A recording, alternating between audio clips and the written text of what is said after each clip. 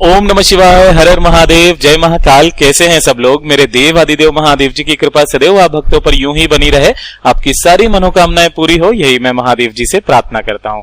ठीक है। और सबसे पहले आप सभी लोगों को हरतालिका तीज, जो कि साल की सबसे बड़ी तीज मानी जाती है, इस तीज की आप सब लोगों को बहुत बहुत शुभकामनाएं। और इस दिन को पवित्र बना रही है ये हरतालिका तीज। अगर किसी भी पति पत्नी के बीच में लड़ाई झगड़े बहुत ज्यादा होते हैं, मेरे पास में काफी सारे कमेंट आए, काफी सारी माताओं बहनों ने विनती करी कि भैया कोई ऐसा उपाय बताइए जिससे कि पति पत्नी के बीच की लड़ाइयां हमेशा के लिए खत्म हो जाए।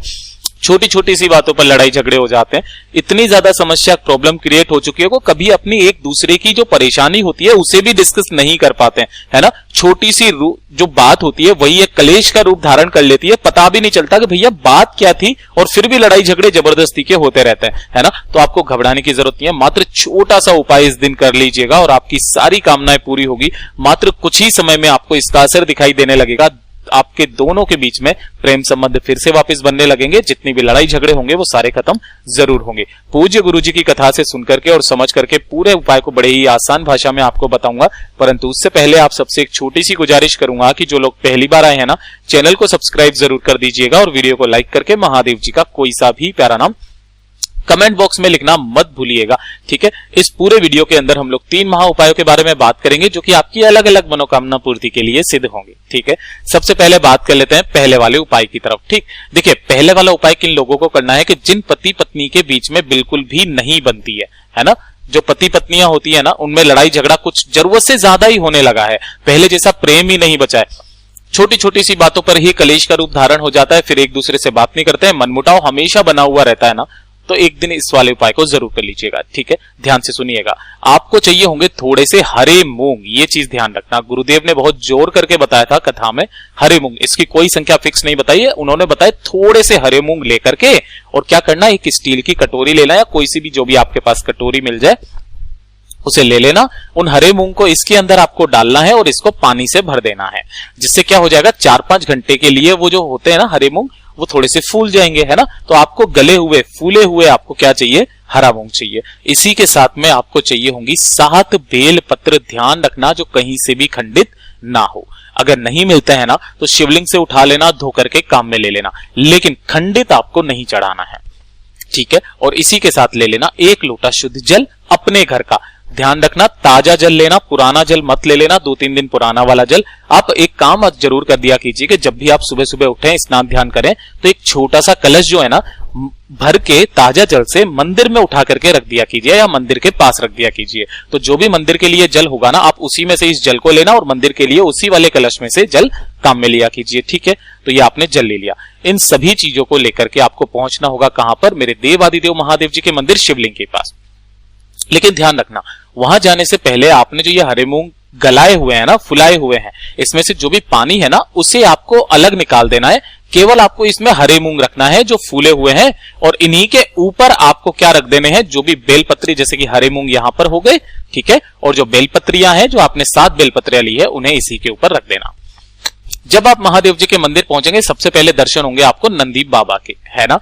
ध्यान रखना, महादेव जी को नंदी बाबा से अथाह प्रेम है। ठीक है ना। जो भी आप गुजारिश नंदी बाबा के पास लेकर के जाते हैं ना, वो 100% पूरी होती ही होती है।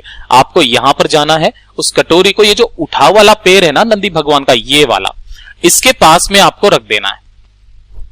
ठीक है, रख दिया।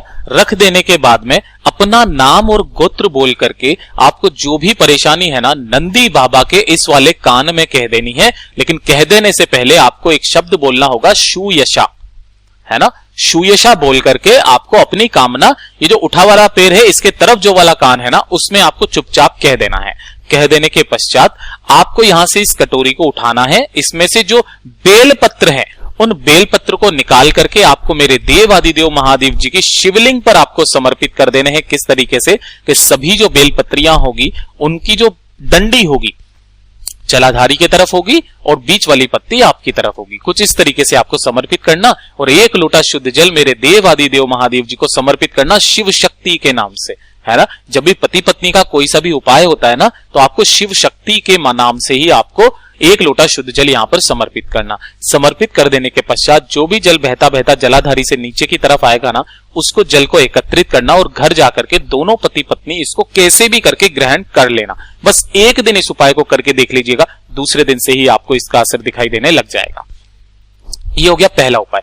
अब बात कर लेते हैं दूसरे वाले उपाय की तरफ। ठीक है, देखिए दूसरा वाला उपाय होगा, अगर आपकी कोई मनोकामना है जो काफी समय से पूरी नहीं हो रही है, आप उपाय करते करते थक चुके हो, तो जो ये हरतालिका तीज का दिन होता है ना, इस दिन जो 3 माताएं हैं, ब्रह्माणी, माता लक्ष्मी और माता पार्वती, जब इन्होंने घोर तपस्या करके तीनों देवताओं को पाया, ब्रह्मा विष्णु महेश को, तब उन्होंने उनसे प्रसन्न होकर के वरदान मांगने के लिए कहा। तो तीनों देवियों ने यह कहा कि जो भी स्त्री तीज के दिन आपकी पूजा पाठ करके जो भी कामना करेगी ना, उसका फल उसे जरूर प्रदान होगा, है ना। तीज के दिन उसका फल जरूर प्रदान होगा, तो इस वाले उपाय को जरूर करना। ठीक है ना, आपकी सारी मनोकामनाएं पूरी होगी। आपको 1 लोटा लेना है शुद्ध जल अपने घर का।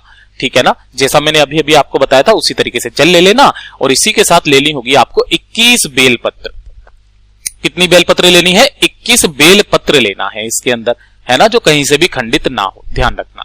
उसके बाद में आपको लेने होंगे थोड़ा सा पीला चंदन और थोड़ा सा लाल चंदन, दोनों ही चंदन आपको लेने होंगे इस वाले उपाय में। और थोड़ा सा ले लेना गाय माता का घी। किसका घी लोगे? गाय का घी लेना। ठीक है, इन सभी चीजों को लेकर के पहुंचना मेरे देव आदिदेव महादेव जी के मंदिर शिवलिंग के पास में। ध्यान रखना, जो भी आपको पूजन अर्चन करना है ना, वो आप कर लेना, कोई दिक्कत नहीं है। उत्तर दिशा नॉर्थ डायरेक्शन की तरफ मुंह करके बैठना। ठीक है, सबसे पहले जब आप मनोकामना पूर्ति के लिए कोई उपाय करते हैं ना, तो 1 लोटा शुद्ध जल मेरे देवादिदेव महादेव जी के ऊपर पहले समर्पित किया जाता है। ओम नमः शिवाय, श्री शिवाय नमस्तुभ्यम पंचाक्षरी मंत्र या षडाक्षरी मंत्र का स्मरण करते हुए। अब जो आपने दोनों चंदन लिए हैं ना, इन दोनों चंदन के अंदर आपको घी मिलाना है। इसके अंदर भी आपको घी मिलाना है और इसके अंदर भी आपको घी मिलाना है ना। अब देखिए, मनोकामना पूर्ति के लिए जब हरतालिका तीज के दिन आप इस उपाय को करते हो ना, तो जो आपने 21 बेलपत्रियां ली है, उन सभी 21 बेलपत्रियों पर अगर हो सके संभव तो आपको ऊपर वाली पूरी की पूरी पत्ती पर लाल चंदन, है ना, और नीचे वाली दोनों पत्तियों पर आपको पीला चंदन आपको लगाना है। ठीक है, अगर संभव नहीं है, इतना समय नहीं है ना, तो मात्र आप अंग का संबोधन लगा देना। गुरुदेव ने बोला यहां पर जो चिकना हिस्सा होता है ना, उस तरफ में अंग का संबोधन। यहां पर आप लाल चंदन का लगाएंगे, ध्यान रखना, बीच वाली पत्ती पर। और जो ये छोटी वाली पत्ती है, दोनों की दोनों, इस पर आपको पीले चंदन की अंग की बिंदी लगानी है। ठीक है ना, अंग का संबोधन लगाना 21 की 21 बेलपत्रियों पर। और इन सभी को आपको इस जगह से पकड़ करके, है ना, और कहां पर आपको समर्पित करना है, ध्यान रखना, ये जो माता रानी का हस्तकमल होता है ना, इसके चारों तरफ आपको ऐसे समर्पित करना है कि डंडी रहेगी नीचे की तरफ। जैसा मैं चित्र में बता रहा हूं ना, बिल्कुल इस तरीके से आपको समर्पित करना है, चारों तरफ इस तरीके से आपको समर्पित करना। उसके बाद में झोली पसार करके आपकी जो भी कामना होगी ना, मेरे देव आदिदेव महादेव जी से कह देना, आपकी सारी मनोकामनाएं पूरी होगी। हरतालिका तीज के दिन जो भी स्त्री नारी महिला इस उपाय को कर लेती है, उसकी सारी कामनाएं पूरी जरूर होती है। अब बात कर लेते हैं तीसरे वाले उपाय की तरफ। ठीक है, देखिए तीसरा वाला उपाय किन लोगों के लिए है, ध्यान से सुनना, समझने की कोशिश करना। तीसरा उपाय उनके लिए है, माताओं बहनों के लिए, जिन्हें रोग से ग्रसित है ना, रोग, जैसे कि स्त्रियों के काफी सारे रोगों की समस्या होती है ना, कभी कमर से लेकर के नीचे एड़ी तक की जितनी भी समस्याएं होती है ना, वो सारी खत्म हो जाती है, कमर से लेकर नीचे तक की, है ना, चाहे कोई सी भी रोग कोई सा भी हो। ध्यान से सुनना, हरतालिका तीज के दिन आपको करना क्या है, मात्र आपको 1 लोटा शुद्ध जल लेकर के पहुंच जाना होगा मेरे देव आदिदेव महादेव जी के मंदिर शिवलिंग के पास में। ठीक है ना, यहां पर जब आप पहुंचेंगे तो उत्तर दिशा नॉर्थ डायरेक्शन की तरफ मुंह करके खड़े हो जाना, है ना। जैसे ही आप यहां पर खड़े होगे, उस 1 लोटे जल को समर्पित करने का एक नियम ध्यान रखना। आपको क्या करना है कि जो जल की धार आपको स्टार्ट करनी है, वो शिवलिंग से नहीं करनी है, माता रानी का जो ये हस्तकमल होता है ना, यहां पर, यहां से आपको जल की धार स्टार्ट करनी है, चारों तरफ इसके इस तरीके से घुमाना है माता रानी के हस्तकमल पर, और उसके बाद में पूरा का पूरा लोटा जल मेरे देव आदिदेव महादेव जी के ऊपर समर्पित करना होगा। किन महादेव जी के नाम से? नाम ध्यान रखिएगा, शूलपाणेश्वर महादेव जी के नाम से, शूलपाणेश्वर महादेव जी के नाम से लेना। ठीक है, और जो भी जल बहता बहता जलाधारी से नीचे की तरफ आकर के गिरेगा ना, इसे आपको एकत्रित कर लेना है ना। जितना भी जल आप एकत्रित कर पाओ उतना जल आप एकत्रित कर लेना। ठीक है, इसी वाले जल के लेकर के आपको घर पे आना है, इसमें थोड़ा सा गंगा जल मिला लेना है। क्या मिला लेना? थोड़ा सा गंगा जल।